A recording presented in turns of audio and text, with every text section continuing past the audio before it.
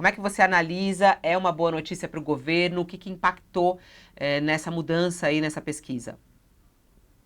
Olha, Fabiola, os dados da pesquisa, né, eles apontam, como o José falou, mas, né, você tem ao que tudo indica, uma estagnação do governo, né, nesse sentido o governo deve celebrar, né, mas celebrar com a popularidade em baixa, né, exatamente porque a curva, né, vai estancando, né? E o governo, como a gente falou, o governo está tentando ganhar tempo. O essencial nas eleições de 2026, na minha avaliação, como eu venho repetindo desde 2023 aqui, é o feijão com arroz, a picanha e a cerveja, né? Que vão fazer, no final das contas, a diferença. O valor dos alimentos é diretamente relacionado com a percepção do custo de vida, né? Ou seja, na maior parte dos trabalhadores, é claro, você vai pegar uma economia com o PIB crescendo de uma forma até firme, né? Você está pegando um desemprego que segue o menor da série histórica, né? Aumentou um pouco agora, mas por causa da sazonalidade. Temos a questão do aumento da renda dos trabalhadores, redução da desigualdade, né? O próprio IPEA apontou isso.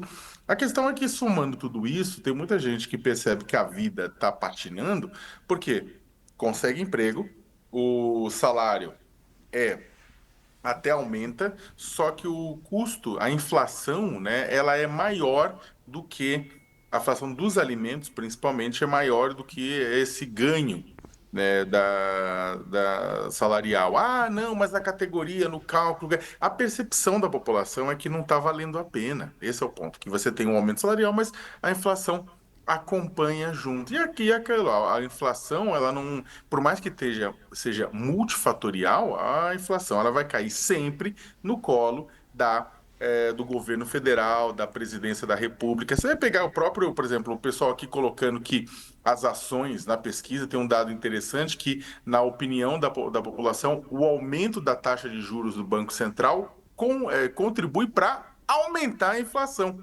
60%. E a gente sabe, é claro que, ao contrário, se vai pegar o aumento da taxa de juros, isso aí faz o quê? Reduz a temperatura da economia, né? O aumento da taxa de juros, as pessoas compram menos, a demanda é menor, os preços caem. Por que eu estou colocando isso? Porque isso aí é uma coisa que é uma maldição de todo o governo, tá? Não só do Lula, Bolsonaro, de todos. As relações, a população sabe do resultado final, mas não necessariamente do que acontece. E aí você vai culpando determinados processos que não têm relação. Há uma relação direta nisso? Não. Mas a população vai culpar o aumento da taxa de juros com a inflação. Por quê? Porque ela está sentindo o resultado final, no final das contas, né? E aí é o ponto. Por que que é uma maldição? Porque essas pesquisas são super detalhadas, tem um monte de informação. Só que se você for analisar ferro e fogo, informação por informação numa pesquisa dessa, você vai acabar percebendo que algumas coisas não fazem sentido. Porque esse é o ponto. A população não tem informação sobre as minúcias, os detalhes do processo econômico. Elas têm informação sobre o resultado disso para a vida delas. Então elas vão culpar aumento de juros, tudo para o aumento da alimentação e vão culpar, inclusive, o Banco Central pela presidência da República. Vai falar o Banco Central é da presidência e acabou. Porque também ninguém é obrigado a saber como funciona a estrutura do país.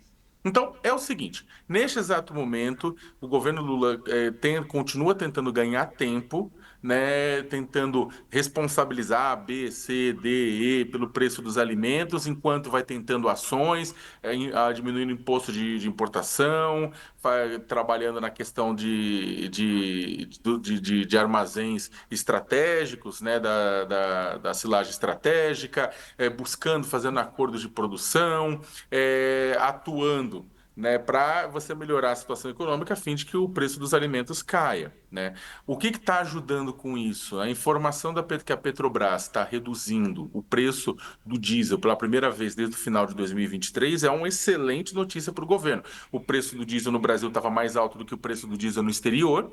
A Petrobras reduz isso, inclusive teve uma queda de dólar também, pode haver outras quedas no futuro, e aí reduzindo, né, por mais que o governo receba menos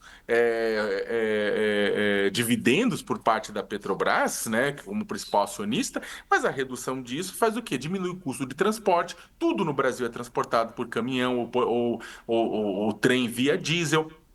cai o preço dos produtos também alimentícios. Então o governo está fazendo isso, tá? Está fazendo ações na medida do possível, algumas delas de caráter bastante limitado, enquanto espera o preço cair. E o preço tem que cair, Fabíola, só para terminar, até abril de 2026, quando é o prazo de desincompatibilização dos políticos. Por quê? Se o preço cair significativamente e com isso melhorar a popularidade do Lula, o Tarcísio não sai. O Tarcísio não sai, né? Agora, se os preços não melhorarem e tiver essa insatisfação latente, o Tarcísio sai e vai disputar a presidência da República, não tenha dúvida nenhuma, porque o Tarcísio conseguiria uma reeleição fácil em São Paulo. E aí tem uma informação só que eu acho extremamente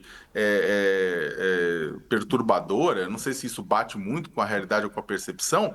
O Tarcísio, nessa pesquisa, está com 46% de imagem negativa e 45% de imagem positiva.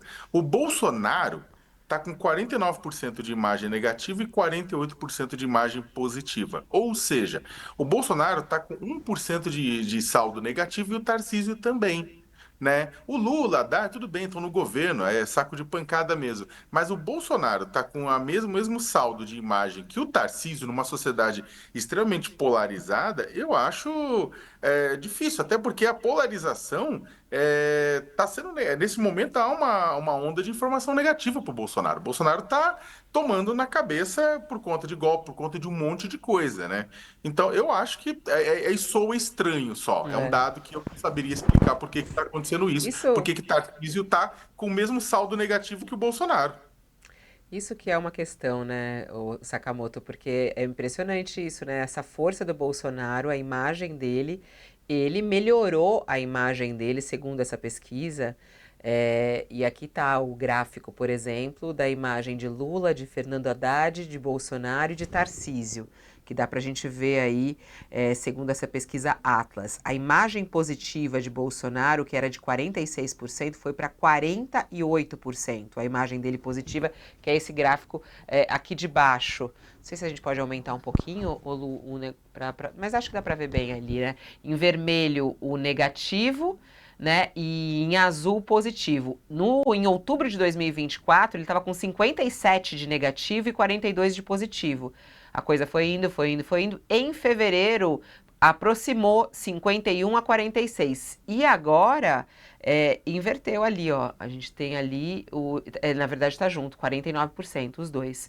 Já Lula, o oposto. Começou com 60% de positivo, foi caindo. Em janeiro de 2025, inverteu. E agora Lula, 53% de imagem negativa, 45%. Haddad também, aumentando a negativa. E Tarcísio, caiu um pouco da positiva de Tarcísio, emendado ali com a positiva e negativa. O que explica aí, Josias, a imagem do ex-presidente Bolsonaro ter ficado melhor aí para os brasileiros entrevistados nessa pesquisa? Esse, a meu juízo, Fabiola, é o grande fracasso do governo Lula.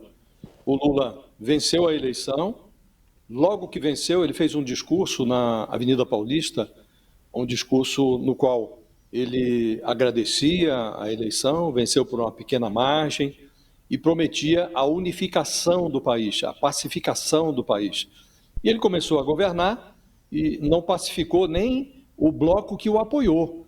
Ele desprezou aquela frente ampla que se formou em defesa da democracia, uma frente formada para efeitos eleitorais, cuja solidez, cuja perenidade dependeria de gestos do presidente, na hora de compor o seu ministério, na hora de governar. E o Lula passou a governar para um terço do eleitorado. O terço cometeu o mesmo erro que o Bolsonaro havia cometido. O terço que era mais simpático a ele. Na hora de compor o governo, fez uma concessão a Simone Tebet, colocando ali na pasta do planejamento, que é uma pasta de segundo nível, está ali abaixo do Ministério da Fazenda, não tem grande relevância política, sitiou a Simone Tebet na pasta do planejamento, acomodou, como seria previsível, a Marina Silva, que também teve que superar divergências caneladas que sofreu do PT para apoiar o Lula no segundo turno, colocou a Marina, como previsível, no Ministério do Meio Ambiente e ponto. Aí a isso se restringiram os gestos do Lula na direção da Frente Ampla e passou a governar, mas com a visão voltada para o PT, para velhos programas de governo de antigas gestões, passou a reproduzir declarações que normalmente o eleitor que votou nele para evitar o Bolsonaro não aceitaria, coisas que ele não dizia na campanha, passou a dizer depois que tomou posse. Então ele como que desprezou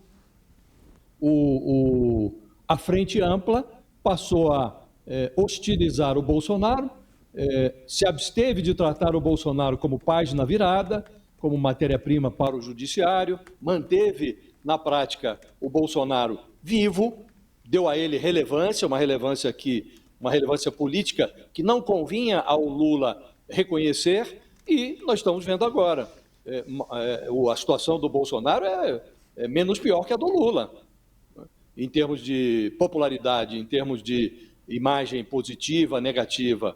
Então, a meu juízo, esse é o grande fracasso do Lula, porque o Lula se elegeu, disse e construiu aquele lema baseado na reconstrução do Brasil, reconstruiu antigos programas, não conseguiu estabelecer novas marcas, e aquele lema segundo o qual o Brasil voltou para onde? Voltou para que posição? Na opinião de uma parte expressiva dos brasileiros, voltou para um ponto pior do que estava no governo Bolsonaro. E como sabemos todos que a presidência do Bolsonaro foi de uma precariedade histórica, quanto mais, como sabemos todos que o Bolsonaro está agora a caminho da cadeia, é muito constrangedor até para o Lula constatar que o seu adversário em 2022 chega a essa altura do seu mandato, mais de 2 anos, Lula está na segunda metade do seu mandato, o Bolsonaro chega com uma vitalidade política que não orna com a sua situação criminal. Então, a meu juízo, isso mostra um fracasso do Lula, Fabiola. Não conseguiu entregar aquele Brasil unificado que ele havia prometido no discurso da vitória.